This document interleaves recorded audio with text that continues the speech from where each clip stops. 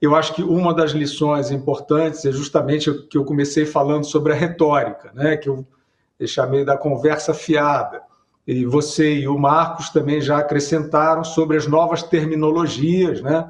O Marcos falou muito aí de arcabouço, etc., que são, na verdade, formas de dourar a pílula, né? São formas de você criar alegorias, supostos conceitos, para como é que se diz? Se esquivar da obrigação. Então, uma das lições, eu acho, desse episódio número 5 da série O Brasil que dá certo, é que dá certo se for ao pé da letra, dá certo se não for conversa fiada.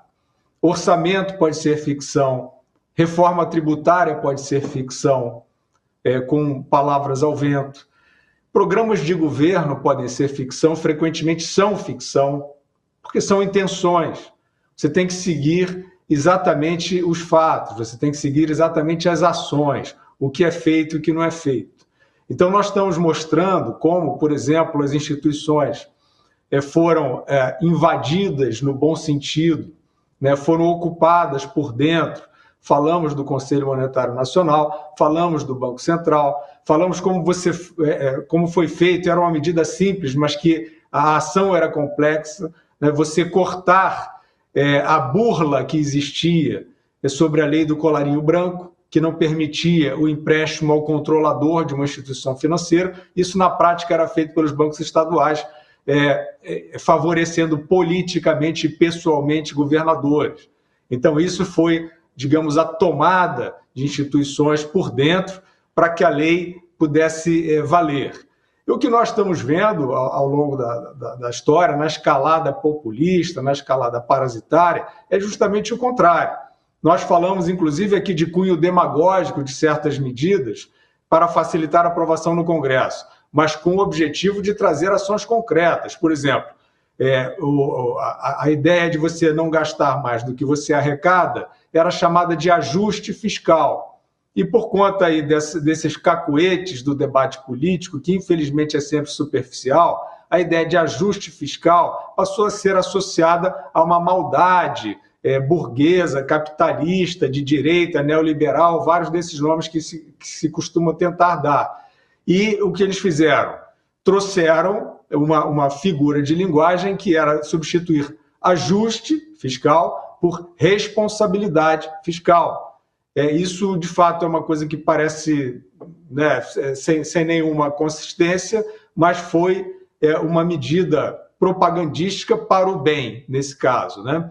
E aí, para sempre fazer a ressalva daqueles que ficam preocupados, né, se este período histórico que nós estamos abordando, se isso tem a ver com alguma simpatia partidária da nossa parte, né? Se nós estamos aqui achando bacana exaltar esses que ocupavam o governo na época do Plano Real, eu acho que os mais atentos, e são a imensa maioria, já perceberam que não tem nada a ver com isso. Né? Só para dar um rápido exemplo, nós falamos aqui muito hoje sobre a questão da desvinculação orçamentária, né? Tirar os dinheiros carimbados que serviam a donos particulares do dinheiro público, né? Depois, dentro do próprio governo do PSDB, dentro do próprio governo Fernando Henrique, com isso já tendo sido conseguido a desvinculação, o tal Fundo Social de Emergência, o equilíbrio fiscal, nós tivemos a aprovação de uma medida de vinculação orçamentária proposta pelo então ministro da Saúde, José Serra, o que era, evidentemente, um princípio que contrariava, né, aí os ditames do Plano Real e contraria também o que a gente está trazendo como positivo. E não só isso, né, nós já assinalamos, o Marcos Lins citou várias vezes o Fernando Henrique como aquele que regeu esse período como ministro da Fazenda, depois como presidente. Mas isso também não é um outdoor do Fernando Henrique Cardoso, nem uma declaração nossa de alinhamento, que, aliás, nós não temos nenhum com ninguém. Isso aí é apenas a constatação do que aconteceu num período que deu vazão, ninguém tirou da cartola um coelho mágico para fazer, né? Foi um período em que foi possível a convergência dessas ideias e dessa coragem para a implementação delas.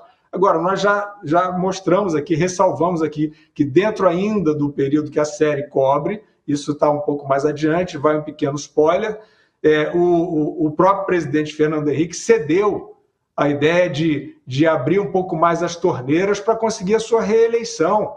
Isso não é nada abonador, isso não é nada edificante, né, para quem queira criar um busto, né, um monumento, um outdoor em relação a um político ou um partido.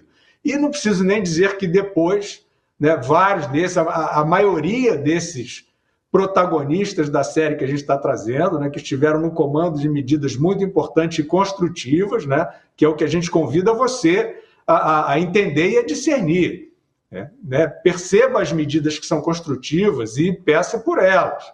Agora, esses todos aí, inclusive nos anos recentes, eles foram ao contrário do seu próprio legado, né? Nas eleições, mesmo antes do pós-impeachment do PT, vários deles se ausentaram do apoio àquela reestruturação de Estado nas bases da responsabilidade fiscal, né? No período de teto de gastos, como o Marcos já citou, tentativa de reforma da Previdência, redução do custo do Brasil com medidas de desburocratização, tudo isso acontecia no pós-PT e esses personagens que nós estamos trazendo como aqueles que protagonizaram esse período importantíssimo, eles não contribuíram nessa fase, eles se colocaram contra esse saneamento, reforma trabalhista, você não ouvia esses personagens que entendiam muito bem os benefícios que isso significava e significaram. Os indicadores não mentem, estão aí no período Temer, esses aí se colocaram contra. Então não adianta ficar achando assim, bom, mas isso aqui é um álbum de figurinhas que o Temer fica bem, o Fernando Henrique fica bem. Não tem isso, a gente já falou aqui de Paulo Guedes, todos eles têm as suas nuances, todos eles fizeram, que a gente está assinalando, fizeram coisas positivas, mas depois fizeram coisas negativas. Então não é para isso que nós estamos fazendo esse trabalho, nós estamos preocupados, né, com por exemplo, esse período agora da reforma tributária, aconteceu isso.